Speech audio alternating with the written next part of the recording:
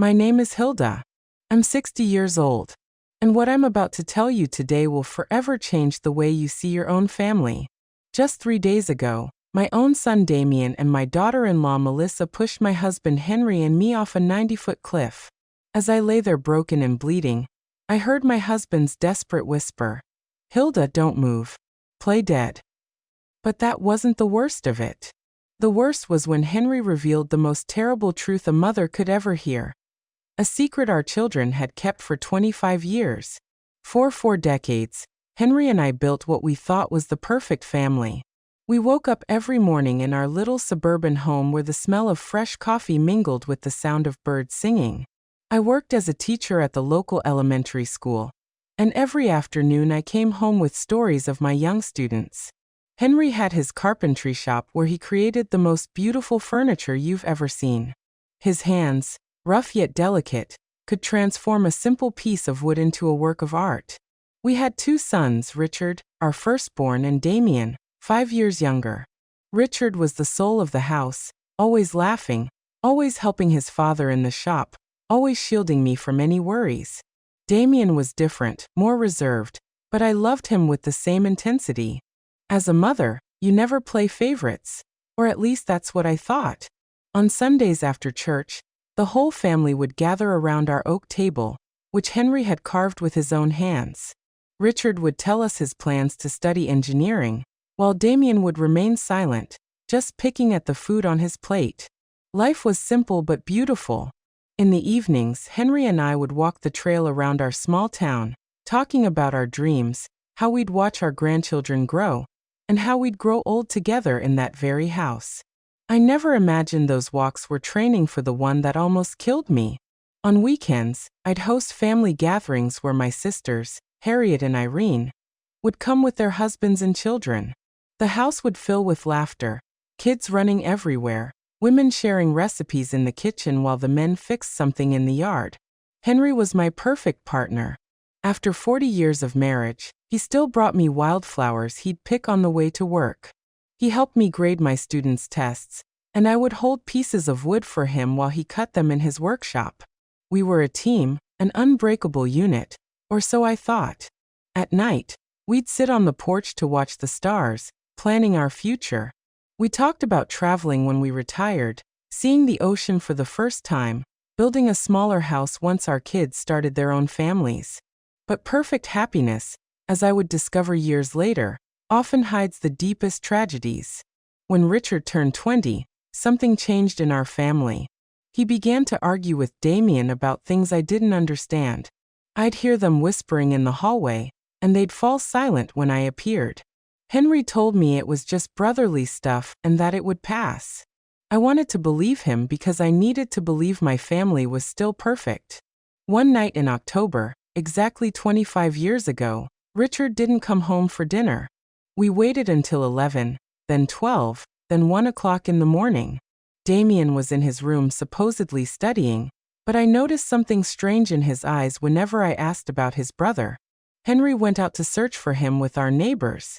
They checked every corner of town, every trail, every place Richard used to go. At dawn, they found his body at the bottom of the river gorge. The police said it was an accident, that he had probably stumbled in the dark. I never questioned that version because I couldn't imagine that the truth was much more horrible. Richard's funeral was the darkest day of my life. I wore my only black dress, the same one I'd worn at my mother's funeral. Damien was strangely calm for someone who had just lost his older brother. While I cried until I had no tears left, he remained silent with an expression that now, after what I know, sends shivers down my spine. Henry never left my side all day, holding me up when my legs gave out, whispering words of comfort that I now know tasted bitter in his mouth. After Richard's death, Damien changed completely. He became more attentive, more loving, as if he were trying to make up for something. He helped me with chores, accompanied his father to the workshop, and brought me things when he saw I was sad. I thought it was his way of dealing with grief, of filling the void Richard had left behind. How naive I was. What he was really doing was building a perfect mask to hide the monster inside. The years passed, and the wound never fully healed, but we learned to live with it. Damien married Melissa, a sweet girl from the next town over, and they seemed happy. They had 2 beautiful children, and I finally felt like life was giving us a second chance at happiness. Melissa called me mom and helped me with the housework when they visited. Damien had inherited his father's talent for carpentry and had his own business. Everything seemed perfect again. But now, lying at the bottom of this gorge with my ribs broken and the metallic taste of blood in my mouth, I understand that all that happiness was a carefully constructed lie. The first signs that something was wrong began 6 months ago when Henry and I decided to update our will. We had saved our entire lives. And between the house, the land I inherited from my parents, and our bank savings, we had nearly $200,000 to leave our children and grandchildren. It was Damien who suggested we visit the lawyer. Mom, Dad, you're both 60 years old now. It's important to have everything in order, he told us with that smile that now seems sinister. Melissa would nod beside him, stroking my hand with those fingers that would later push me to my death. We love you so much, and we want to make sure you're protected, she added in her sweet voice. How foolish I was to interpret those words as genuine love. The lawyer, an older man named Albert, whom we had known for years, explained the options.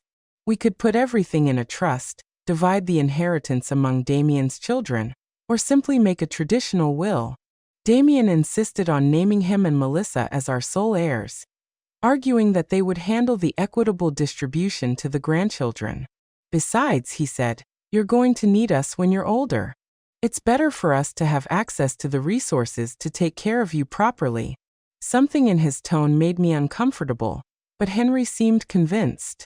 My husband, who had always been more trusting than me, accepted the proposal without much resistance. I had my doubts, especially since I remembered how Richard had always talked about helping us financially when we got older. My oldest son had plans, dreams of taking care of us when the time came, but Richard was gone, and Damien was our only surviving child. We signed the papers on a Tuesday afternoon.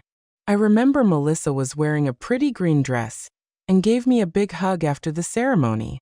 Now we're officially a united family forever, she whispered in my ear. Her words gave me a chill then, though I didn't understand why. Damien shook his father's hand with a smile that didn't reach his eyes.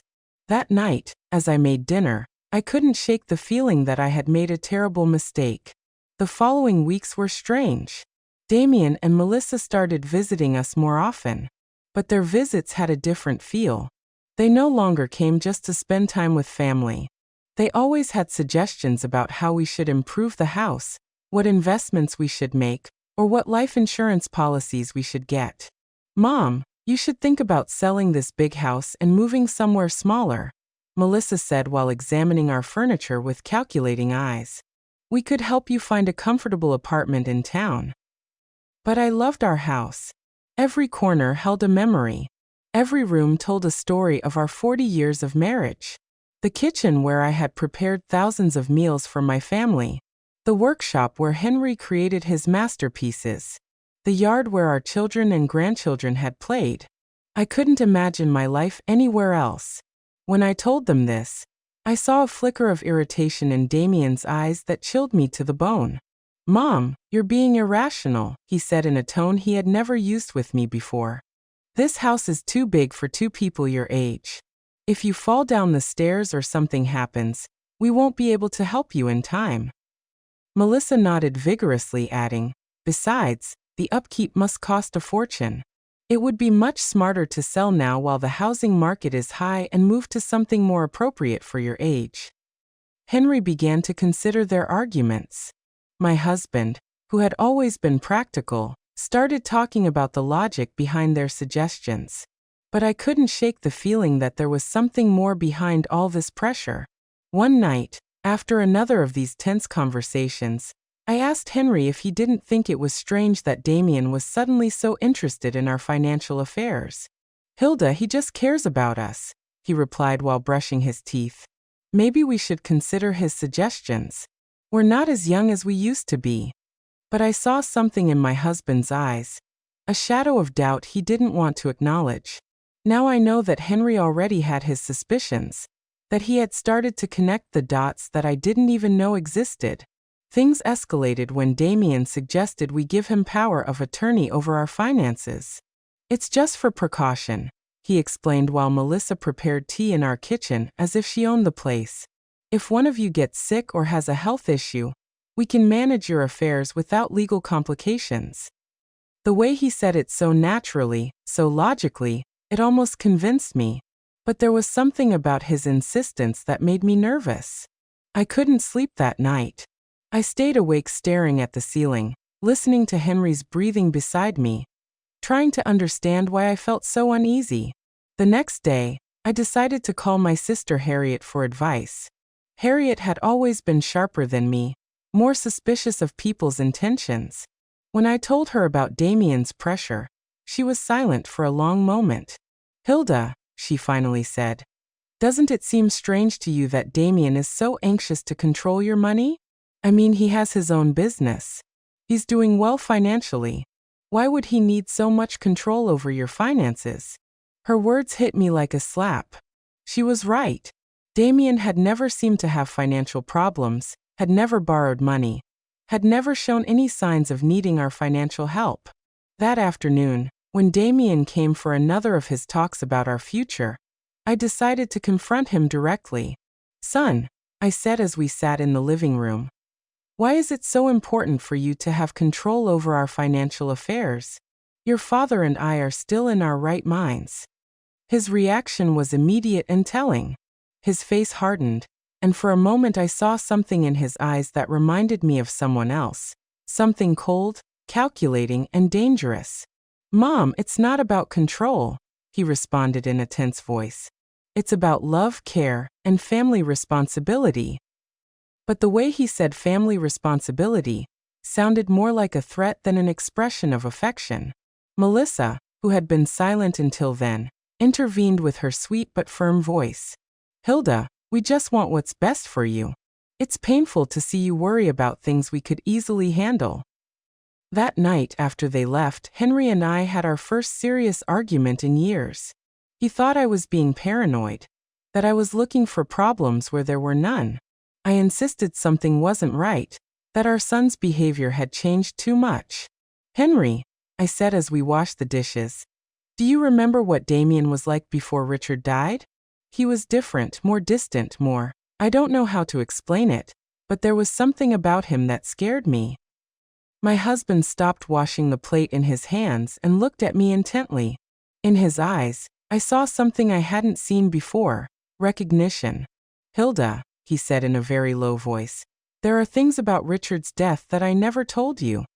My heart began to pound so hard I thought it would beat out of my chest. Henry's words hit me like a lightning bolt. "What about Richard's death?" I asked with a trembling voice. My husband sat heavily in one of the kitchen chairs, the same table where we had shared thousands of family meals, where Richard used to do his homework, and where Damien had always remained silent.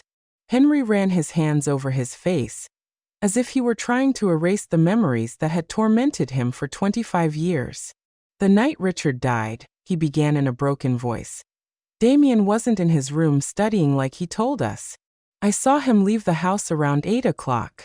I followed him because something about his attitude worried me. He'd been very strange those days, more aggressive, more resentful." My husband paused, looking at his hands as if the terrible truth he had kept for so long was written on them. "I saw them arguing by the gorge. Hilda, I heard them screaming horrible things at each other." My world began to spin. What were they arguing about? I whispered, even though part of me no longer wanted to know the answer. Henry looked up, and I saw tears in his eyes. Tears he hadn't even shed at our oldest son's funeral. About the inheritance. "Hilda, Damien was furious because Richard was the oldest, because according to family traditions, he would inherit most of our assets. But there was something more, something about money that Richard had found." "What money?" I asked, feeling the ground vanish beneath my feet. Henry sighed deeply before continuing. 3 days before he died, Richard came to talk to me in the workshop. He had discovered that Damien had been stealing money from the family savings account. Small amounts at first, but then larger sums. Richard had proof. He'd been investigating for months.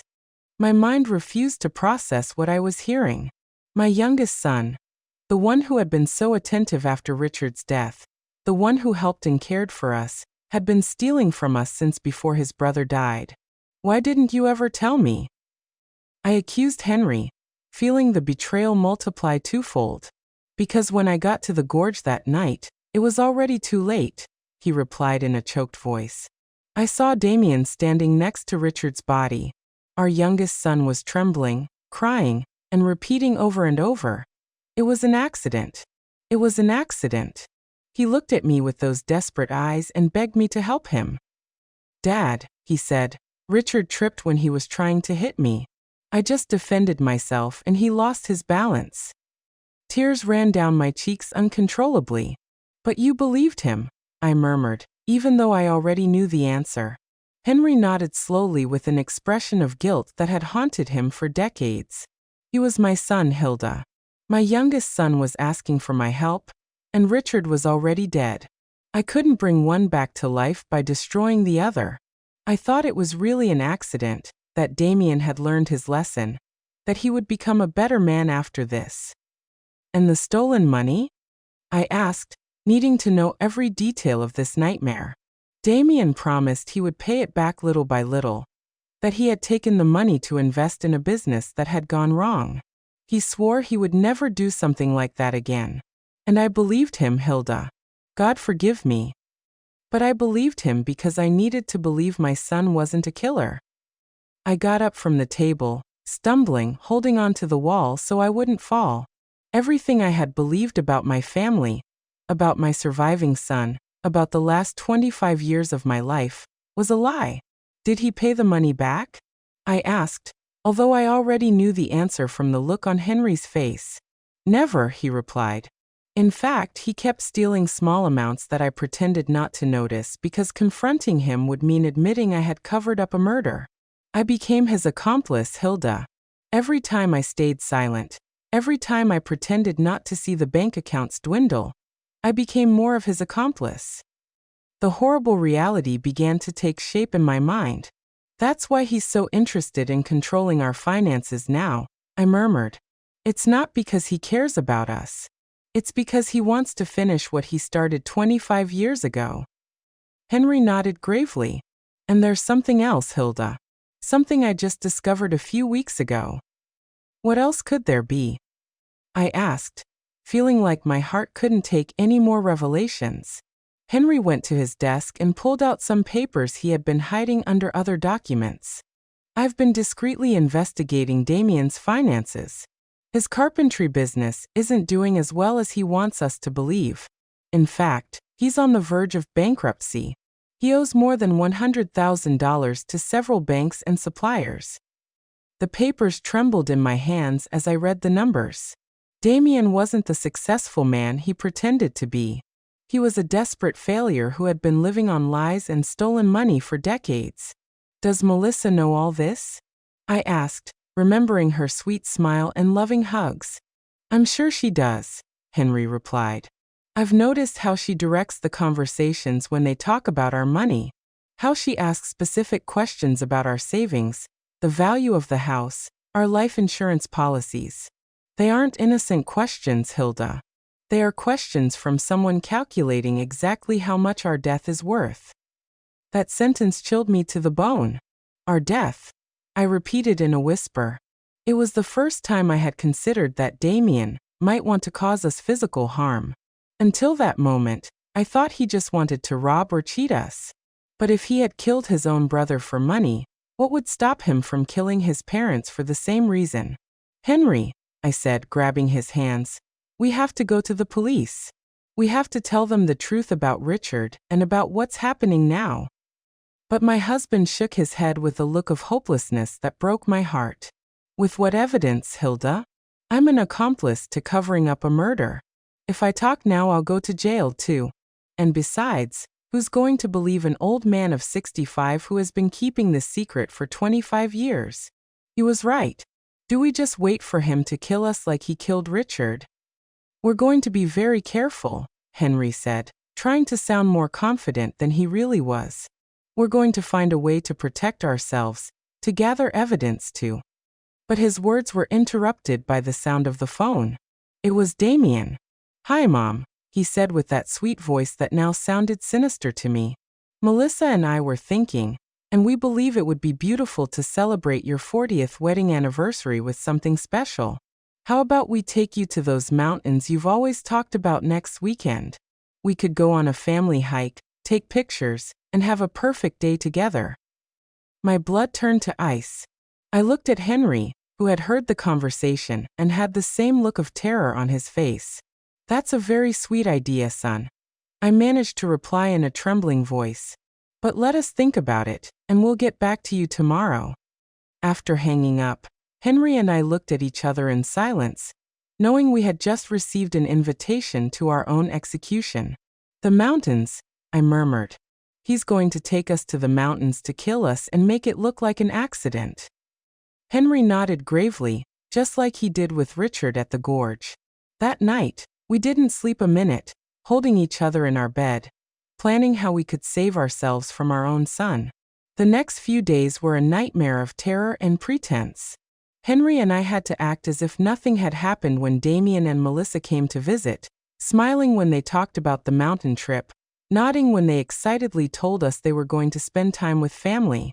But inside, every fiber of my being screamed with fear. I knew I was looking into the eyes of my oldest son's murderers, and that now they were planning to do the same to me and my husband. Melissa arrived on Wednesday afternoon with a shopping bag, and that radiant smile that now seemed like the grimace of a demon. "Hilda dear," she said, hugging me with those arms that would soon push me to my death. "I bought some supplies for our mountain adventure. Cookies, water, fruit, everything we'll need for the picnic." She showed me the contents of the bag as if she were an excited child, but I could only think about how each of those items could be used to cover up our murder. "I also brought my new camera," she added, pulling out an expensive digital camera.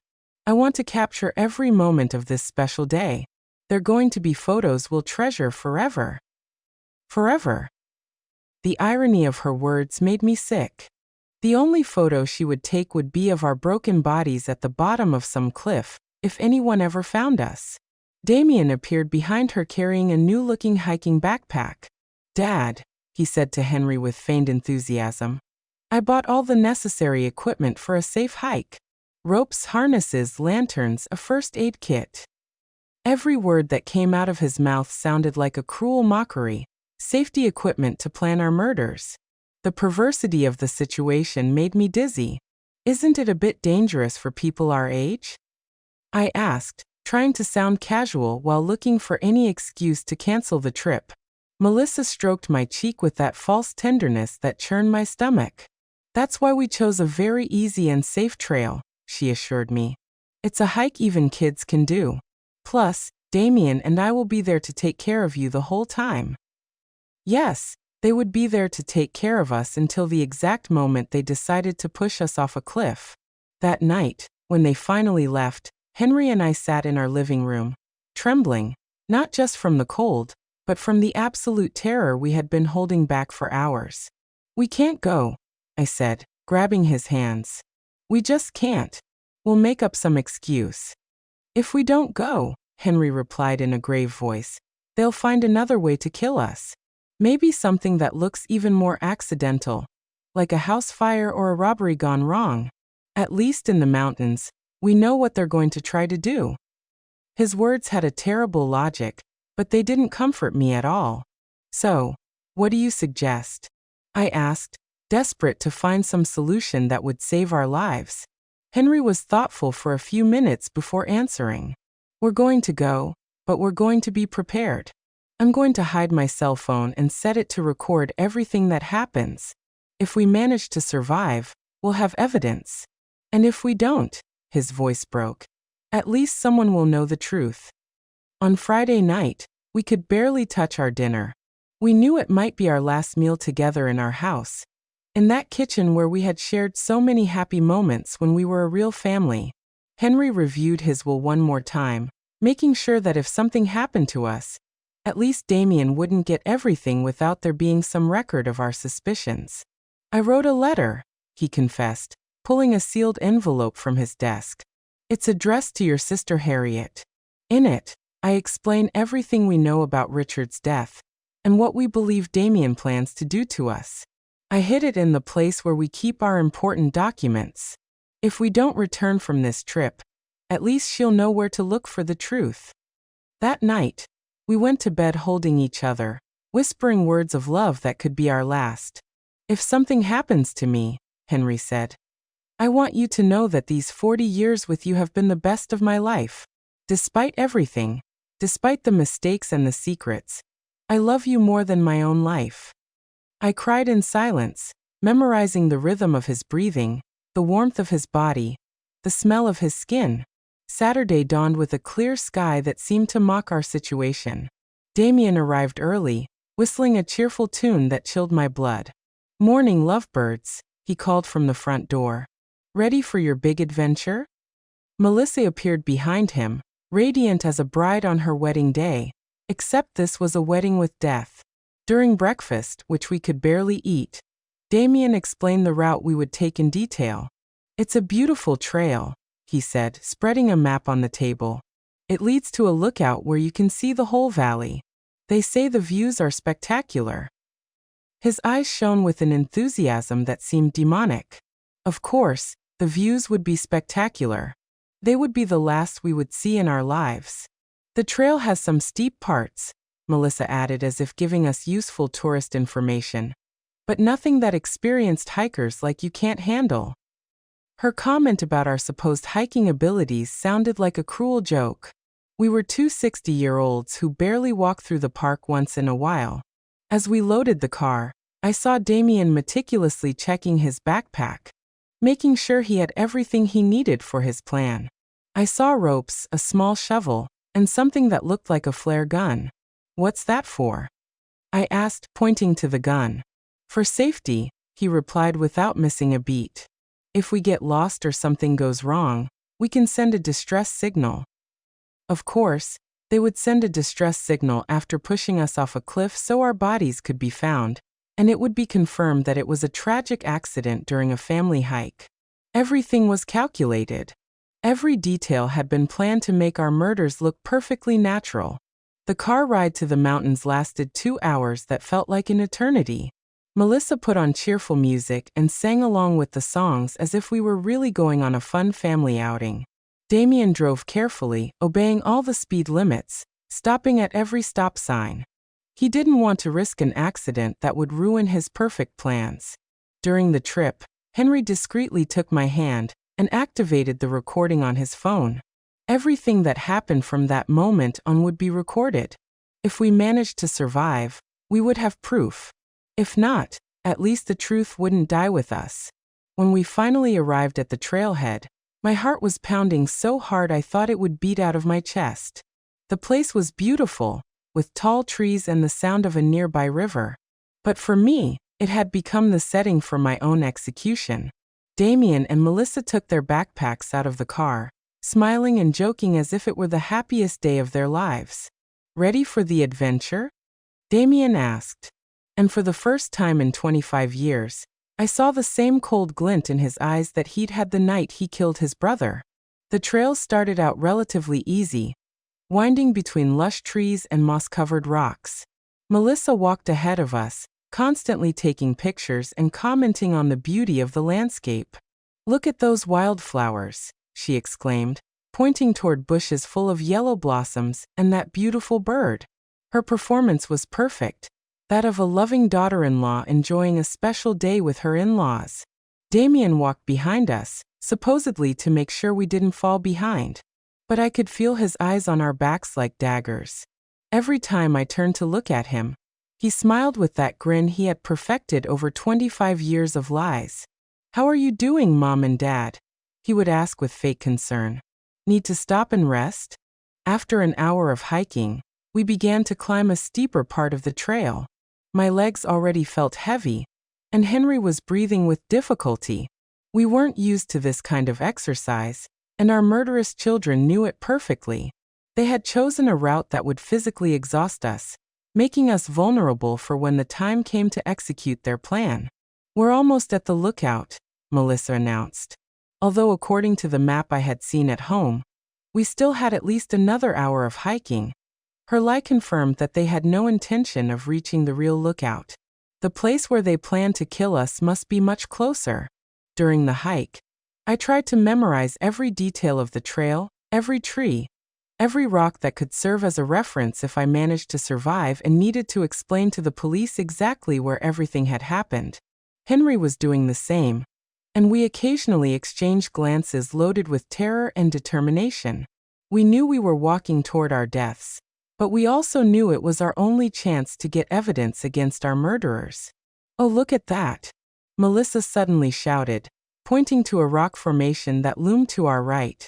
"That cliff has an incredible view. Why don't we climb up there to take some special photos?" My blood ran cold. There it was, the place they had chosen for our murder. The cliff rose about 90 feet above the main trail, accessible by a secondary path that seemed much more dangerous than the one we had been following. The rocks were loose.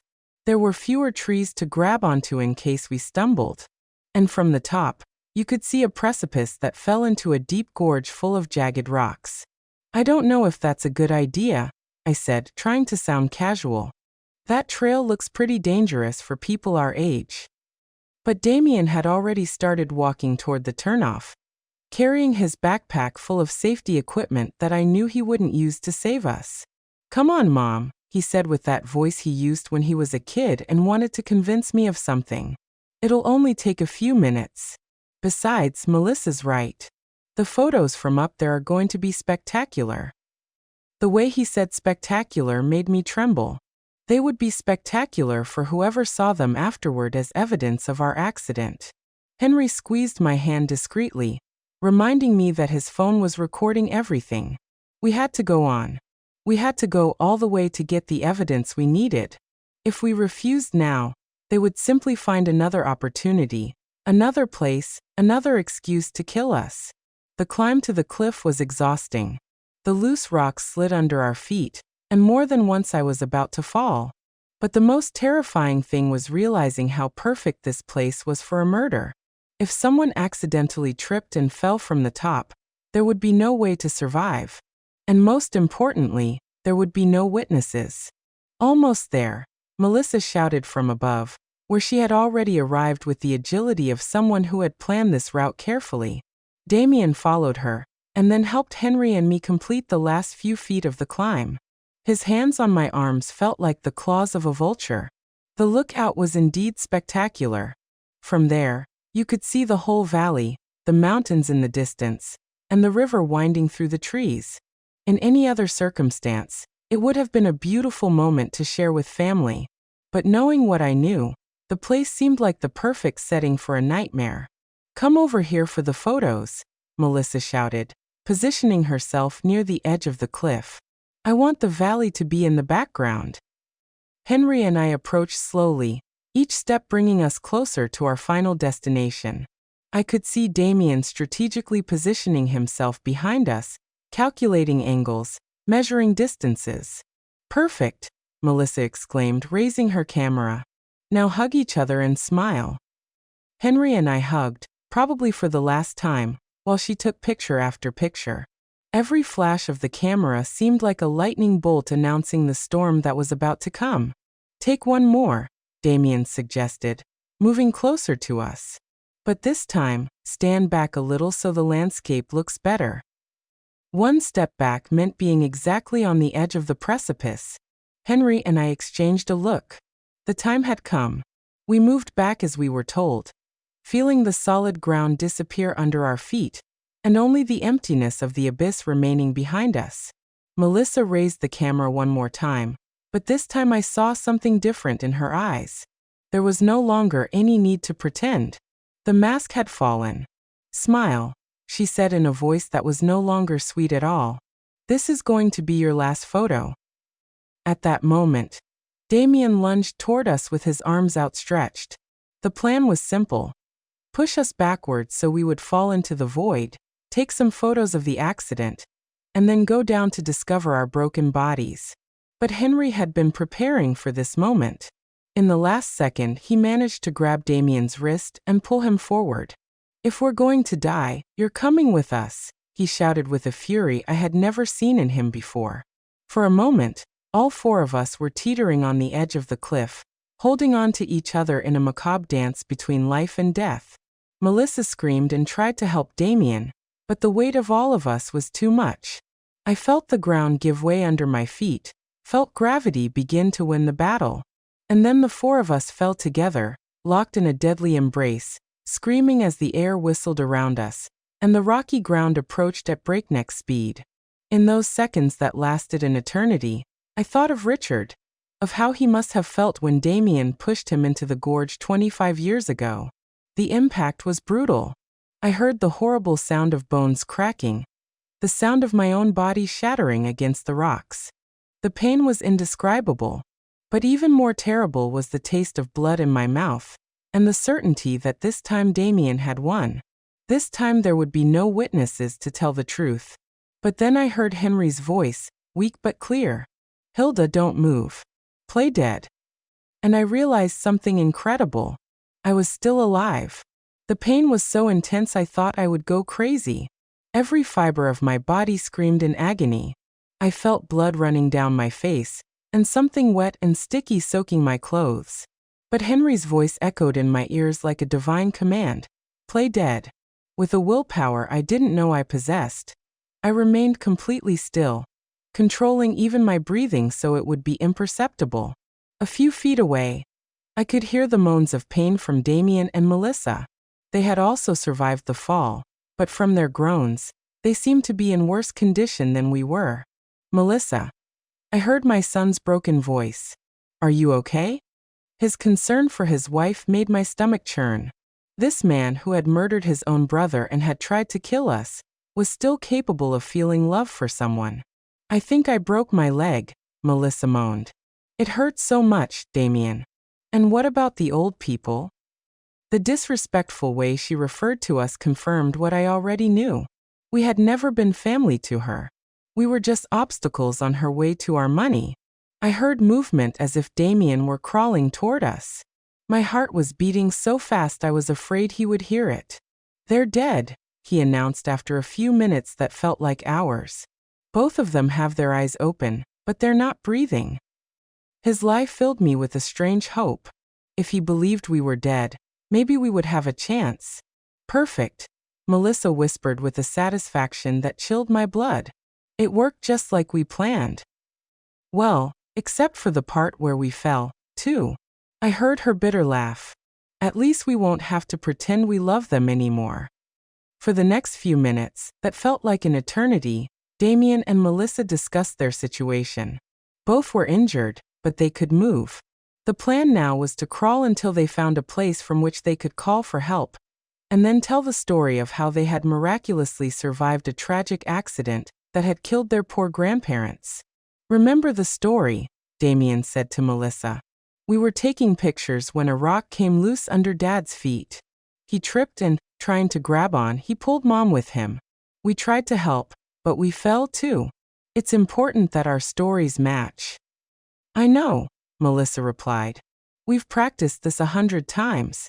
We're the traumatized survivors of a family tragedy. Poor us. We lost our dear in-laws in a horrible accident." Her performance was so convincing that if I hadn't lived the truth, I would have believed every word. Gradually, their voices faded as they crawled toward what they hoped would be their salvation. When silence finally fell, Henry whispered my name so low I could barely hear it. "Hilda, are you okay?" I answered in the same whisper, confirming that I was alive but terribly injured. "My left leg is broken," he told me in a voice choked with pain. "And I think I have a few fractured ribs. What about you?" I did a mental inventory of my body. I felt a stabbing pain in my right arm. My head throbbed as if someone were hitting it with a hammer, and there was definitely something wrong with my shoulder. But I was alive, and that was more than I had hoped for. "We're bad, but we're alive," I whispered. "It works, but there's no signal down here." That was the most terrifying part of our situation. We were alive but trapped at the bottom of a gorge, injured, and with no way to communicate with the outside world. If no one came to look for us, we would die here slowly from thirst, hunger, or our wounds. Henry, I whispered, before it's too late, I need you to tell me everything. Everything that really happened the night Richard died. My husband sighed deeply as if he had been waiting for this moment for 25 years. That night, he began in a trembling voice, Richard came to find me in the workshop. He was furious. He had papers in his hands, bank statements. He showed me evidence that Damien had been stealing money from our accounts for months. Small amounts at first, then larger sums. Richard had been investigating because he had noticed discrepancies in our savings. The physical pain mingled with the emotional pain as I listened to the truth that had been hidden for decades. Richard wanted to confront Damien that same night, Henry continued. I tried to calm him down, to convince him to wait until the next day, but he was determined. He said he couldn't sleep knowing his younger brother was stealing from us. And you followed him? I asked, even though I already knew the answer. I followed him because I was afraid of what might happen. I knew Richard's temper when he got angry, and I also knew, well, I had noticed something strange about Damien lately, a coldness that sent shivers down my spine. When I got to the gorge, Henry continued, I found them screaming at each other. Richard had the papers in his hand, waving them in Damien's face. You're a thief, he was yelling. You're stealing from our own parents. Damien denied everything. He said Richard was crazy, that he was making things up. My heart raced as I imagined the scene. My two sons facing off in the dark, one accusing the other of betrayal. What happened next? Henry paused for a long time before continuing. Richard told him that if he didn't return the money and confess everything to us, he would tell us the truth himself. Damien went berserk. He yelled that Richard had always been the favorite, that he had always had everything easy, that it was time for things to change. And then Henry's voice broke. Damien pushed Richard. It wasn't an accident. He pushed him with all his strength deliberately. I saw Richard trying to keep his balance. Saw his arms flailing desperately, looking for something to grab onto. But it was too late. Tears streamed down my cheeks, mixing with the blood from my wounds. Why did you never tell me the truth? Henry sighed deeply. Because when I got to where Damien was, he was crying, trembling, telling me over and over that it had been an accident, that he hadn't meant to do it. He begged me not to tell you anything, that he couldn't lose you too. But you knew it was a lie, I murmured from the bottom of my heart. Yes, but he was my son, Hilda, my only surviving son. How could I turn him over to the police? How could I destroy what was left of our family? His justification hurt as much as my physical injuries. And the stolen money, I continued. Damien promised me he would return it little by little. He swore it had been a bad decision, that he had been desperate, that it would never happen again. But he never returned a single penny. In fact, he kept stealing, and I kept quiet because every day that passed made me more of an accomplice to his crime. Just then, we heard voices in the distance. Damien and Melissa had managed to find help. Soon, rescue teams would be here, and our murderous children would play the role of their lives, the traumatized survivors of a family tragedy. The voices got closer and closer, accompanied by the sound of helicopters flying over the area. The rescue team had arrived, and with them came the most crucial moment of our lives. Henry and I had to make a decision in a matter of minutes. Should we continue to pretend to be dead until we found the perfect opportunity to reveal the truth, or risk being rescued along with our murderers? Hilda, Henry whispered urgently. The phone recorded everything that happened up there. We have Melissa's confession about the plan. We have Damien admitting that we are obstacles. We have everything. But if they find us alive now, they can destroy the evidence before we manage to hand it over to the authorities. He was right. If Damien and Melissa realized that we had survived and heard their confessions, they would find a way to silence us forever. This time it wouldn't be an accident. It would be something much more direct and definitive. We had to wait for the perfect moment. They're down here, Damien's voice shouted from above. My parents, please hurry. His performance was perfect, his voice broken with pain and despair. If I hadn't known the truth, I would have believed he was a son devastated by the loss of his parents. Sir, stay calm, an authoritative voice replied, which must have belonged to the head of the rescue team. We're going to come down to evaluate you. You and your wife can move. I heard the sound of ropes and equipment being prepared for the descent. Melissa had perfected her role as the grieving widow.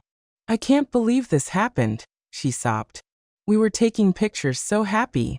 It all happened so fast. A rock came loose and they fell. Fell.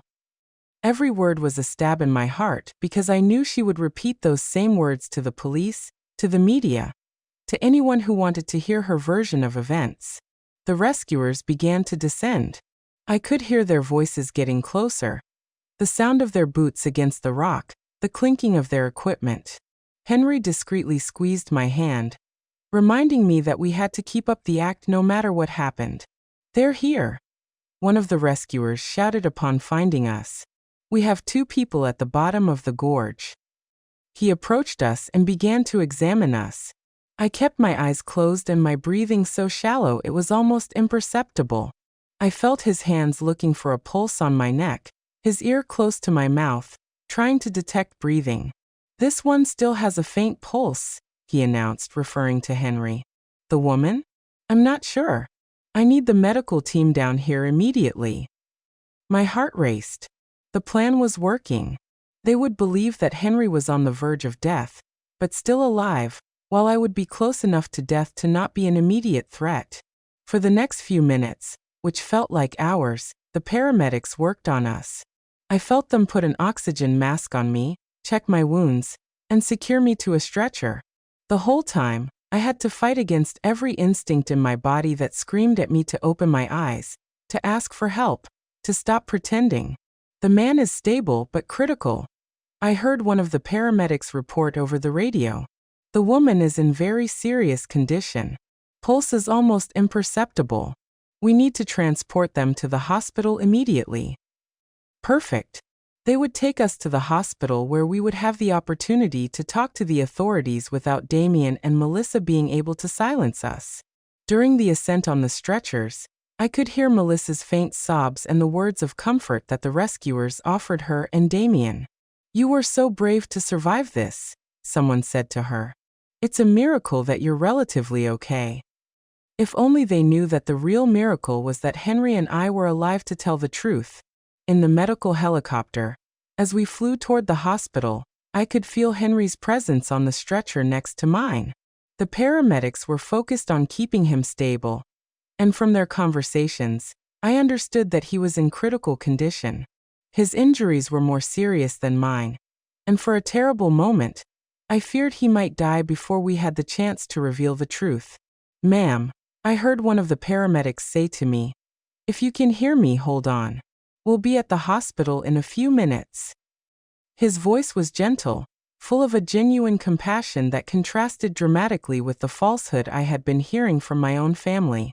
When we arrived at the hospital, the chaos was immediate. Doctors and nurses ran from one side to the other, shouting medical orders I didn't understand. I was taken directly to an emergency room where they began to work on my injuries. I had to keep pretending to be unconscious, but I also had to find a way to communicate with someone I could trust. "Doctor," I heard a nurse say, "her vital signs are strange. Her pulse is stronger than we would expect for someone in her supposed condition." My heart skipped a beat. They had discovered me. I was such a bad actress that my own body was betraying me. The doctor murmured. "It happens sometimes in cases of extreme trauma.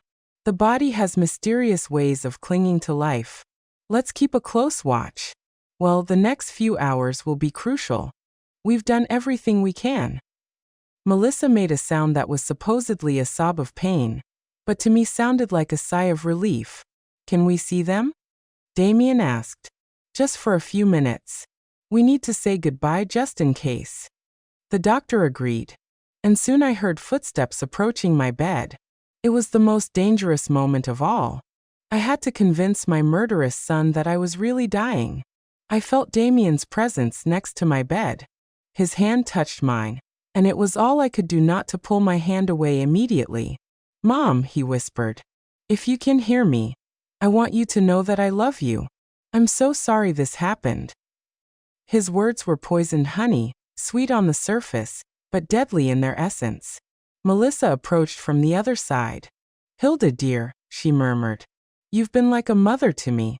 We'll never forget you." Liar.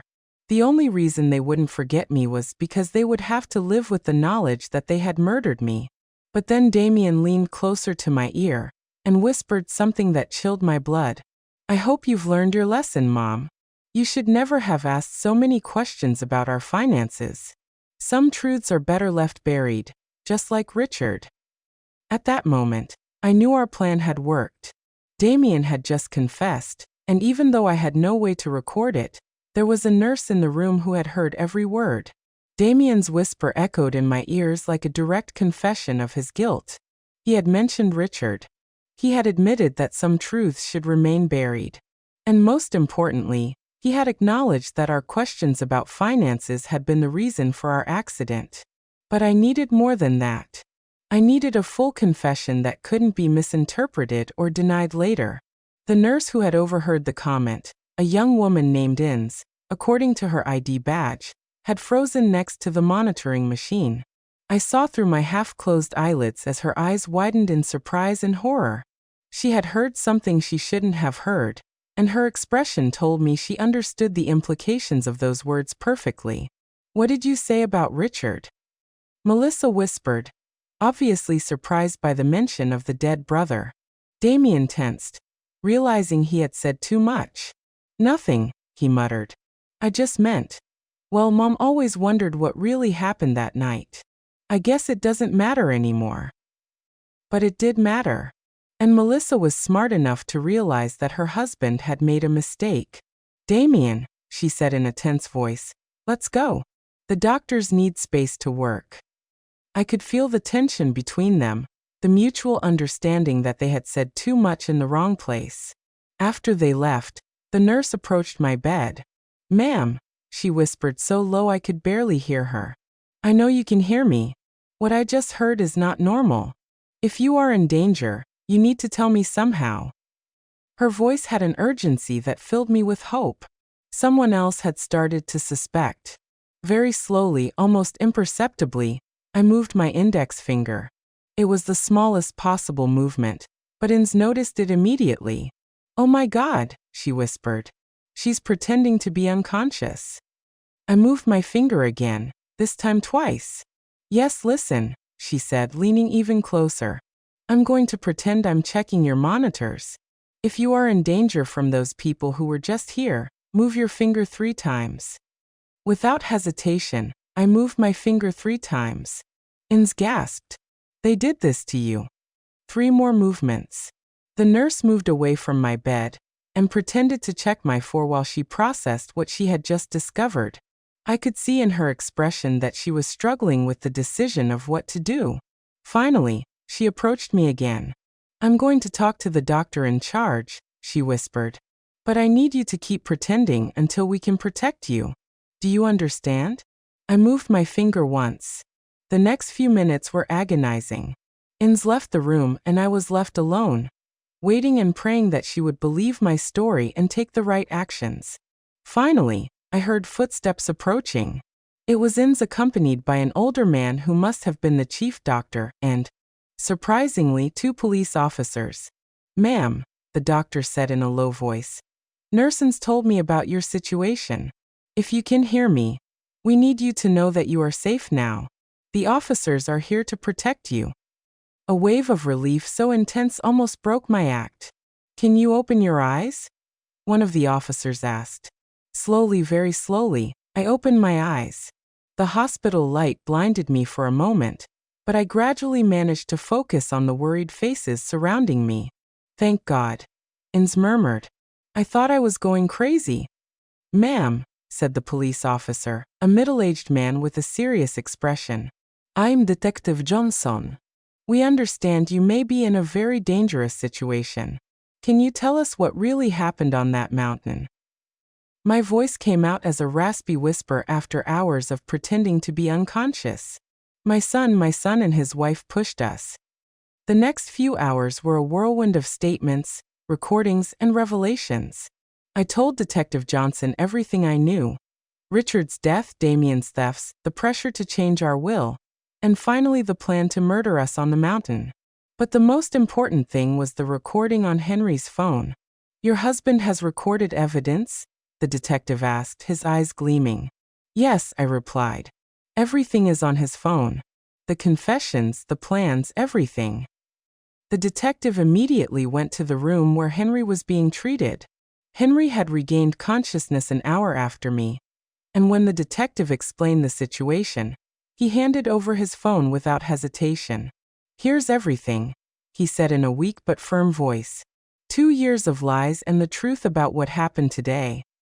While the police technicians analyzed the recording, Damien and Melissa remained in the waiting room, playing their part as devastated family members to other hospital visitors. They had no idea that their careful performance was about to end forever. The recording is clear, the detective announced after an hour. We have explicit confessions about Richard's murder, admissions about stealing money, and direct evidence of premeditated attempted murder against you too. It's more than enough to arrest them. But are you going to arrest them here? I asked, concerned about our safety. If they realize we're alive and talking, the detective nodded, understanding my concern. We already have officers in position. As soon as we have the arrest warrant signed, we'll take them in. In the meantime, you are both under police protection. The irony of the situation was not lost on me. Damien and Melissa were down there probably talking to other patients' relatives, receiving condolences for our deaths, planning how to handle our funeral and inheritance. They had no idea that upstairs in the hospital rooms, we were tearing down their carefully constructed world of lies. Is there anything else? The detective said, pulling out a folder of papers. After hearing your story, we investigated your son's finances. Not only is he bankrupt, as you suspected, but he also owes money to some very dangerous people, unofficial lenders who don't take excuses. My blood ran cold. You mean that we weren't just inconvenient to him? He confirmed it. The detective said you were his only salvation. With your inheritance, he could pay off his debts and start over. Without you, he would probably be dead in a few weeks. That revelation added a new dimension to the betrayal. He hadn't just seen us as obstacles. He had seen us as his financial lifesaver. Our death was not just convenient for him. It was absolutely necessary for his survival.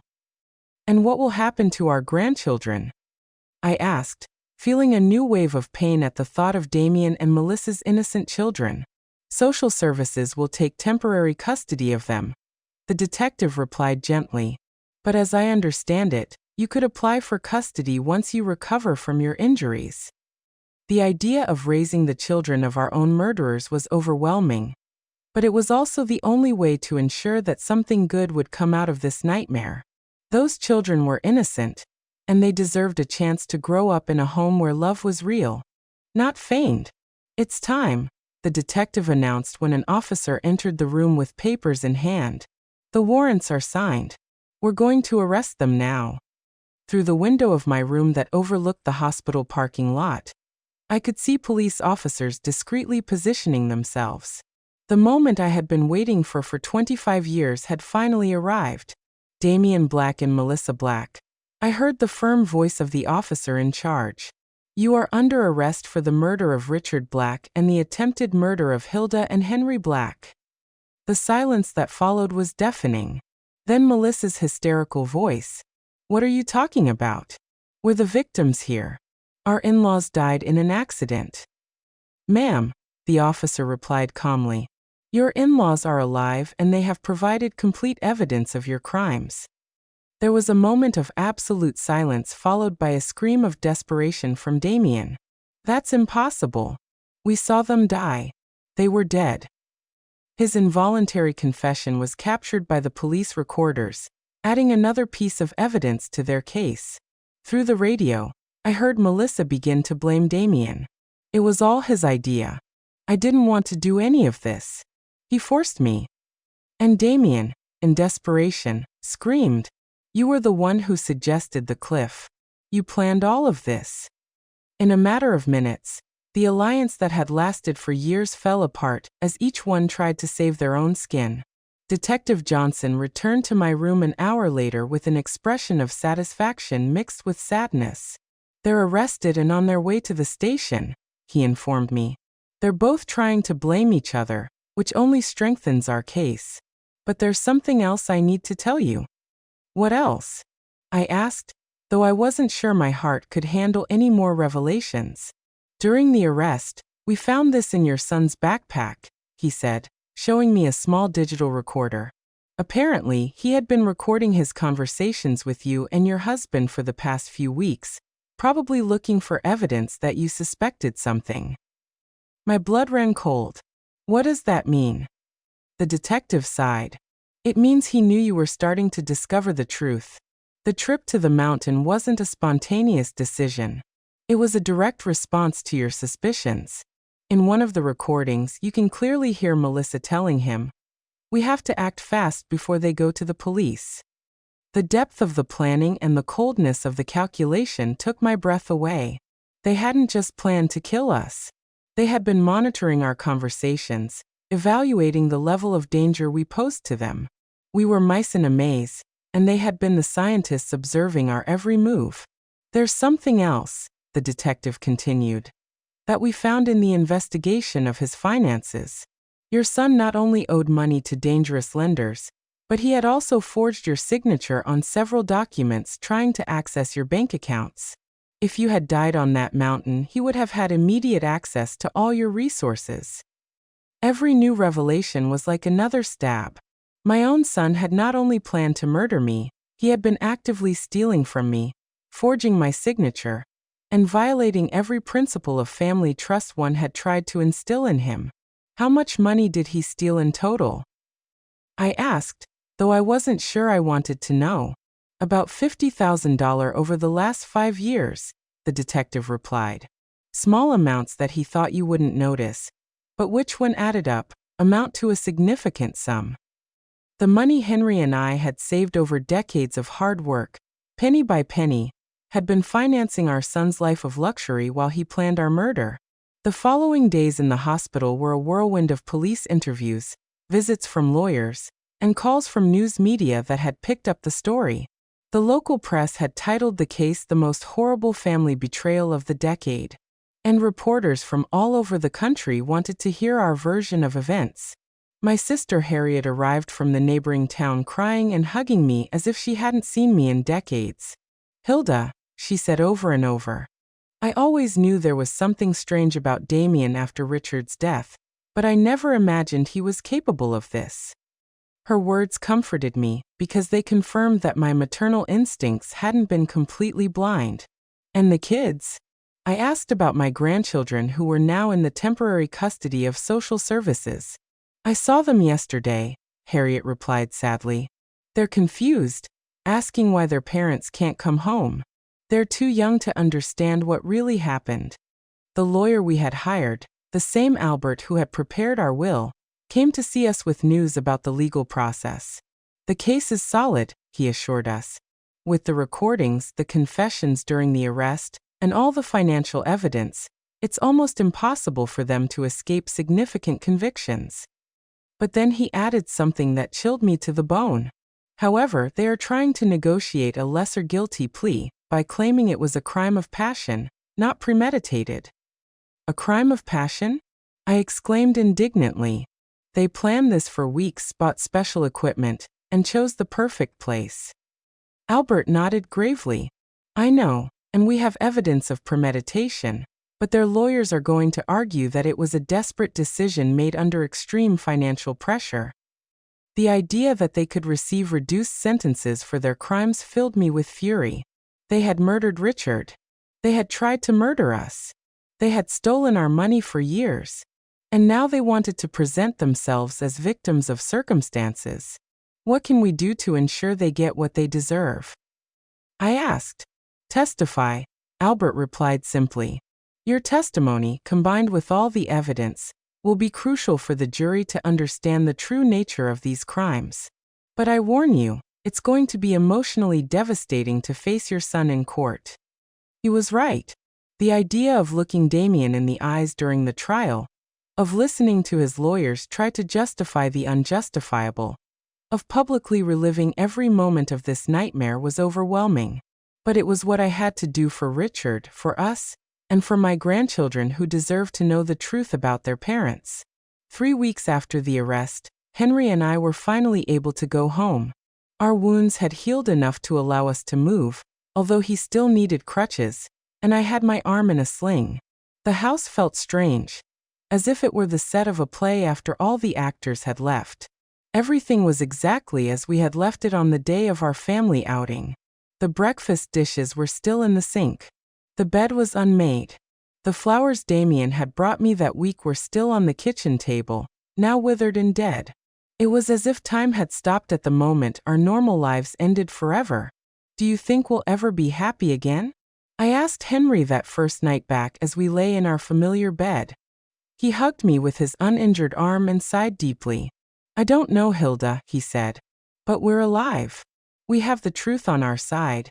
And for the first time in 25 years, we don't have to live with secrets.